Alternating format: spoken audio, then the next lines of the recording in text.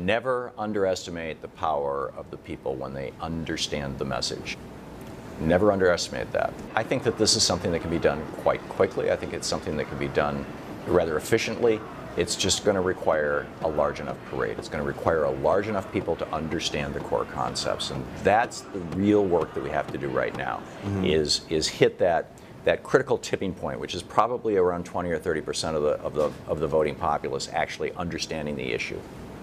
And a big part of the issue when creating a multiracial, multi-ethnic democracy movement is an understanding of how race and racism were constructed in the United States through law, and how those laws informed our culture in much the same way those corporate rights have been constructed through the law to ensure rule of the wealthy minority over the majority, and how our culture reinforces and legitimizes that lack of democracy. Right from the very beginning, Article 4 of the U.S. Constitution defined people as property. You see, the authors of the Constitution were very interested in protecting their property, including slaves. No person held to service or labor in one state, under the laws thereof, escaping into another, shall, in consequence of any law or regulation therein, be discharged from such service or labor, but shall be delivered up on claim of the party to whom such service or labor may be due. The Indian Removal Act of 1830. Indigenous communities are forced from their homelands. Over 10 years, 100,000 native children and adults march thousands of miles west into unknown arid territory. 15,000 do not survive the journey. But over 25 million acres of land is made available for white settlers. 1854, the People versus Hall. Non-whites are barred from testifying in court. No black, mulatto, or Indian shall be allowed to give evidence in favor of or against a white man.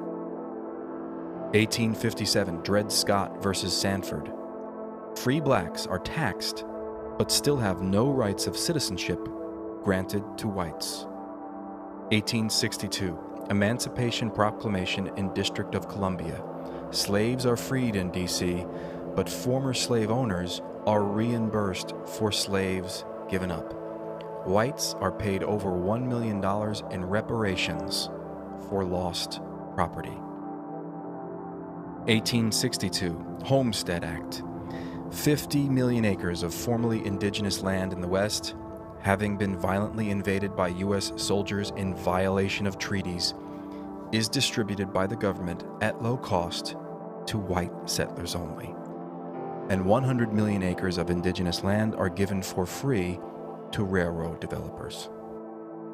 1882, Chinese Exclusion Act bans immigration of both skilled and unskilled Chinese laborers. 1924, Johnson-Reed Act creates an immigration quota system based on national origin, favoring Nordics over the inferior races of Asia and Southern and Eastern Europe. 1934, in the wake of the Great Depression, the National Housing Act is implemented, creating a federal housing authority to provide loans and federal subsidies for home ownership, but the FHA mortgage underwriting standards discriminate against non-whites and investment in non-white communities through a process called redlining. 1942, an executive order forces 111,000 Japanese Americans into concentration camps.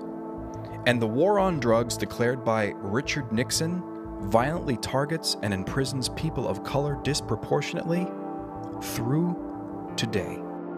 Righteous anger can only be provoked by anger at injustice or unfairness. And I'm angry about the fact that we've got 20 to 25% of the children in the richest country in the world who go to bed hungry or undernourished every night. I'm angry about the fact that we have transnational corporations that are destroying the planet that we depend upon for life itself. And I'm angry about the fact that the world that's being created with the rape and plunder of Mother Earth is a racist, sexist, and class-oppressive society. You bet I'm angry. I'm angry because it doesn't have to be this way.